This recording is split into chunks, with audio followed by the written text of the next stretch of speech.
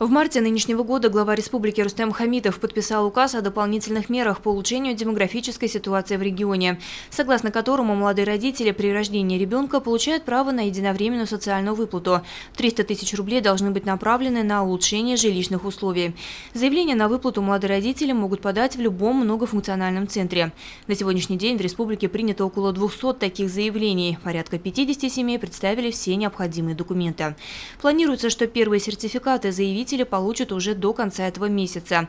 Также было принято еще одно важное решение. Помимо полных семей, теперь на финансовую поддержку в размере 300 тысяч рублей за рождение первенца в период с 1 января 2017 года по 31 декабря 2018 года смогут рассчитывать и неполные семьи, матери или отцы-одиночки.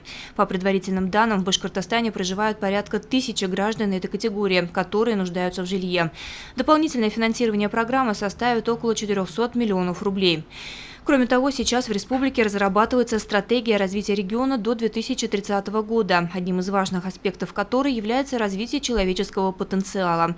Например, семьям студентов и аспирантов очной формы обучения при рождении ребенка будут выплачивать единовременное пособие в размере 100 тысяч рублей.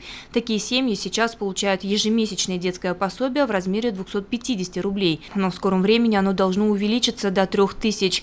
Вырастут и ежемесячная денежная выплата за третьего и следующих детей в возрасте от 1,5 до 3 лет и базовые размеры ежемесячного пособия на ребенка.